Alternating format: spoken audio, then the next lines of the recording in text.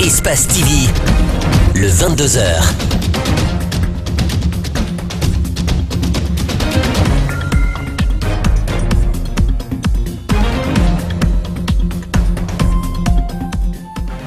Bonsoir à tous, merci de nous rejoindre sur Espace TV. Voici les titres de ce journal. Pas d'affluence dans les marchés de bétail à quelques jours de la fête de Tabaski.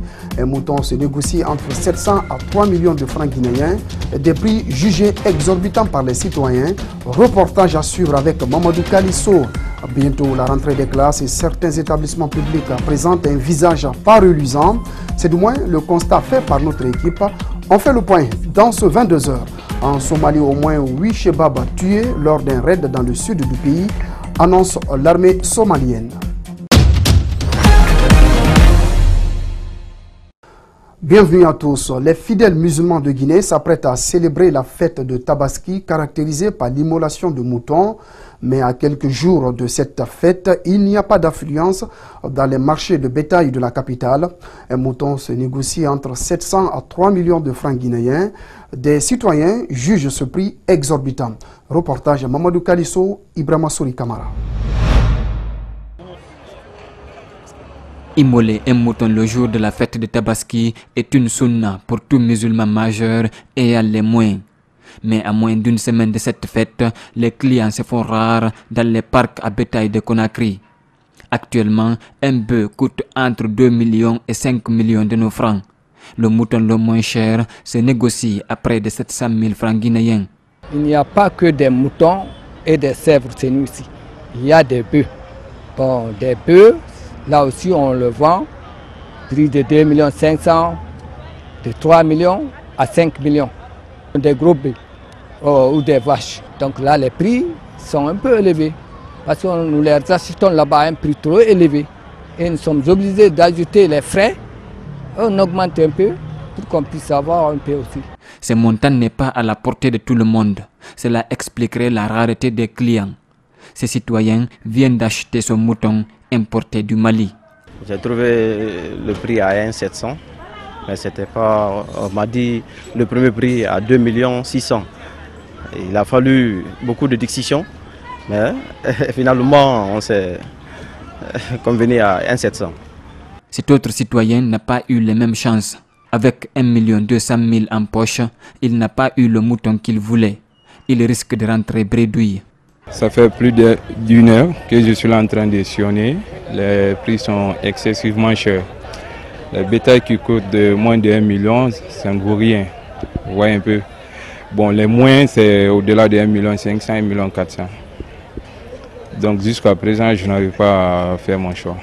Je suis obligé de sillonner encore. Si toutefois que ça ne m'arrange pas, je suis obligé de voir quelque part encore. Selon les marchands de bétail rencontrés sur place, l'inflation du franc CFA expliquerait la hausse du prix des moutons importés. En ce qui concerne les animaux guinéens, ils parlent du mauvais état de la route et des tracasseries policières. Bonne fête par anticipation à la communauté musulmane. L'existence de microfinances pour booster le secteur de la pêche est fondamentale car elles permettent aux acteurs de développer leurs activités outre lutter contre la pauvreté. Il y a 5 ans, et grâce à l'appui d'UNITRA, un programme canadien de coopération internationale, une mutuelle d'épargne et de crédit a vu le jour. Au total, 11 caisses de base ont été installées dans la capitale Conakry et villes environnantes dans le cadre justement de ce projet. Explication, Mohamed Damarou Kamara, Mohamed Aloussen Kamara. La mise en place de cette mutuelle d'épargne de crédit fait suite à la démotivation du gouvernement guinéen vis-à-vis du secteur de la pêche artisanale. Elle répond en effet aux besoins des pêcheurs artisans de disposer d'une microfinance qui leur permette d'augmenter leurs revenus, mais aussi développer leur secteur d'activité.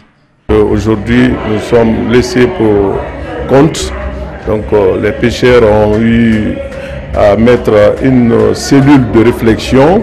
Avant, on prenait les crédits avec les autres banques telles que était Mali.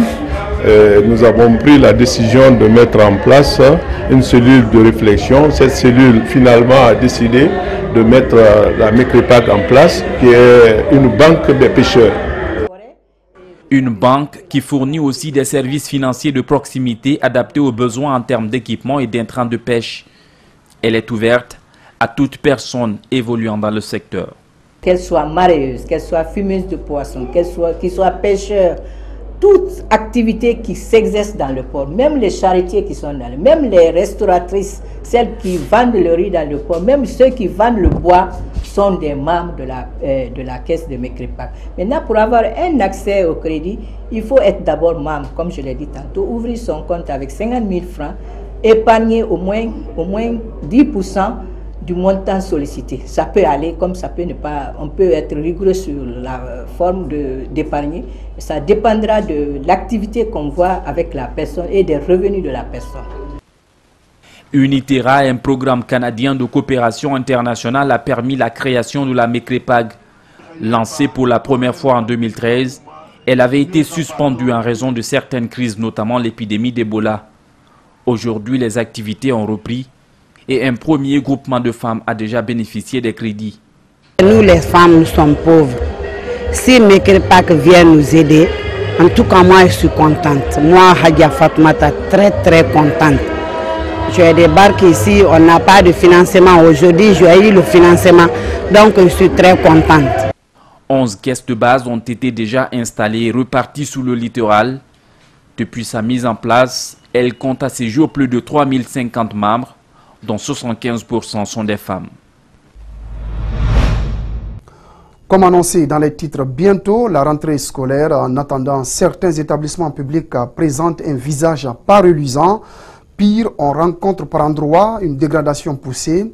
C'est le cas du lycée Léopold Sédar Senghor de Yimbaya et du collège et lycée franco-arabe de Simbayagar.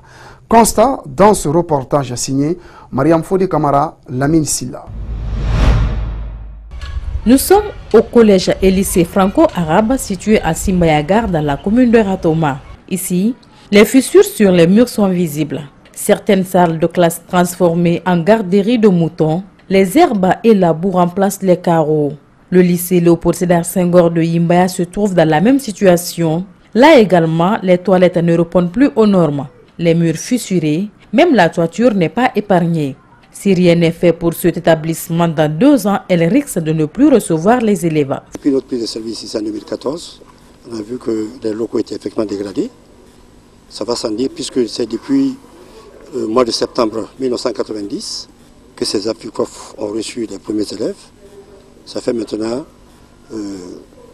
près de 30 ans ou plus que cette école qui a formé des milliers de cadres qui ont servi ce pays, cette école n'a jamais reçu une rénovation, une réhabilitation.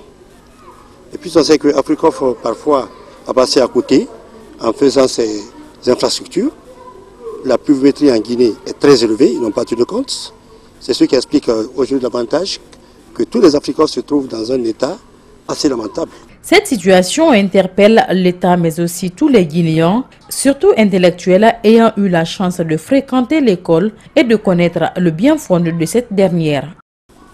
Et nous interpellons par cette occasion les autorités de l'éducation, les autorités du pays, avec le chef de l'État, le président Professeur Fakonde, afin qu'ils puissent penser à la rénovation de ces écoles Africof de façon générale et le lycée Senghor de façon particulière, pour que ces édifices-là, nous ne puissions pas les perdre.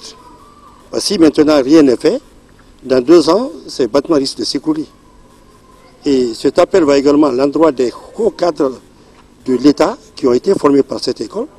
Ils sont un peu partout, en Guinée et ailleurs. Ils ont de gros moyens. Donc nous lançons un appel à ceux-là aussi, afin qu'ils puissent apporter leur petite contribution, afin que l'école qui les a formés puisse quitter cet état lamentable. Le ministre de l'Enseignement préuniversitaire a entamé la construction de quelques établissements dans la capitale. Non seulement le nombre est encore insignifiant, mais les travaux connaissent un retard. Éducation encore, les enseignants contractuels qui ont manifesté leur colère à travers une grève au mois de février dernier sont désormais engagés à la fonction publique. C'est du moins ce qui ressort des négociations entre les parties prenantes. Une grève qui avait fait d'importants dégâts matériels selon un bilan officiel. Les détails dans ce reportage de Makiso et Yacouba Traoré. 6 mois environ après le mouvement de grève déclenché par les 2 centrales syndicales de l'éducation guinéenne, les enseignants ont finalement trouvé gain de cause. Une réussite dans les négociations du département de l'enseignement préuniversitaire et de l'alphabétisation. Sur la liste des non-admis, on avait décompté 1556 enseignants contractuels non admis au concours session 2016. Et au jour d'aujourd'hui, ces 1556 ont été enrôlés dans les fichiers de la fonction publique et ont perçu à ce jour leur salaire à titre de fonctionnaires. Ce mouvement de grève des enseignants guinéens avait été largement suivi dans tout le pays. Des milliers de jeunes élèves ont violemment manifesté leur colère pour appuyer les enseignants et exiger leur retour en classe. Une réalité non reluisante pour le système éducatif guinéen qui a besoin d'une nette amélioration. La seule chose que je pourrais demander à l'État guinéen, c'est celui de rehausser les conditions de travail et de vie de l'ensemble des enseignants sur toute l'étendue du territoire afin que nous puissions avoir un enseignement de qualité. Et si ces conditions sont créées, je crois que le système éducatif aura son mot à dire sur la scène internationale. Selon des sources proches du département de l'enseignement préuniversitaire et de l'alphabétisation, les ténors du mouvement syndical qui ont dirigé jusqu'ici la plateforme revendicative ont été tous nommés par décret à des postes stratégiques au ministère en charge de l'éducation, ce qui aurait forcément décrispé cette crise. Un mot de culture dans ce journal, le lancement de la 3e édition du Festival des Arts Mandingue ce vendredi. L'événement se déroule en Côte d'Ivoire et la Guinée est le pays invité d'honneur. Des artistes comme Lama Sidibé, Abraham Sonti ou encore Djekoria Fanta vont représenter la Guinée pour l'occasion. Durant 3 jours, des panels, des campagnes de sensibilisation devraient être organisées. Suivez.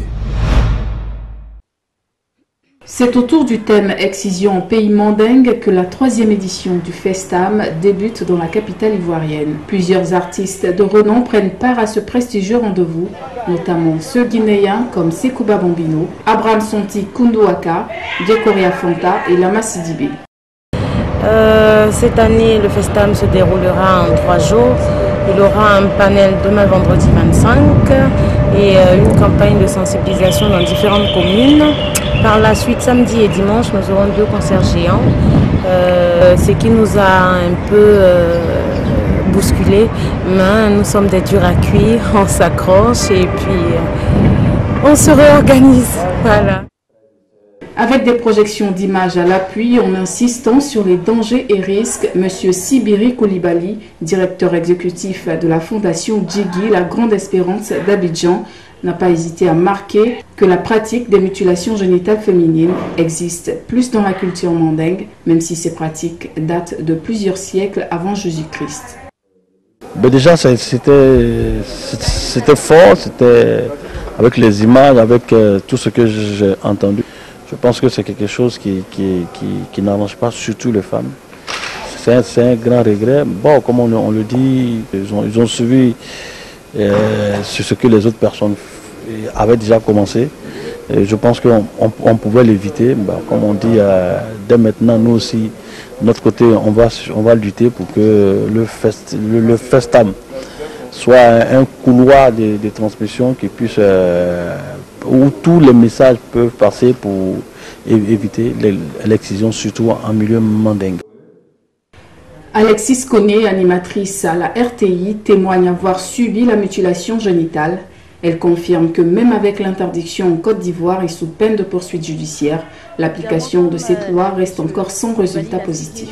Il y a les lois qui existent, mais leur application est encore difficile. Pourquoi?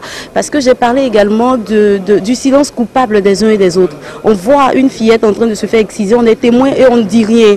Alors la gendarmerie n'est pas partout, la police non plus. C'est à nous, citoyens qui assistons à cela, de prendre les devants pour les alerter pour que la loi puisse effectivement, évidemment, être appliquée. La presse guinéenne est en deuil. Ibrahima Silla, connu sous le nom d'Ibra, est décédé ce vendredi à Conakry suite à un AVC. Ancien journaliste à la RTG, il était jusqu'ici chef département communication et mobilisation sociale de l'Agence nationale de sécurité sanitaire. Mohamed Valek Touré Abdoulaye Dine Kamara. Triste et pénible pour la presse guinéenne. Ibra, pour les intimes, est un journaliste de la RTG. Ancien membre du Conseil national de la communication CNC, ces derniers temps, il était chargé de la communication de l'Agence nationale de la sécurité sanitaire, née après Ebola. La nouvelle de sa disparition afflige les hommes de médias. Personnellement, c'est quelqu'un de très propre et très méticuleux. Et professionnellement, c'est quelqu'un de bien formé, bien calé et bien attentif à tous les détails. Du journal télévisé à Bouloubiné jusqu'à la coordination nationale de lutte contre Ebola, moi je reposais essentiellement sur lui. Ami fidèle de la presse, toujours disponible pour les satisfaire, l'homme a commencé sa carrière à la RTG où il a servi durant une vingtaine d'années. C'est un de nos agents qui a brillé, qui s'est distingué pendant la lutte contre Ebola en matière de mobilisation sociale et de communication.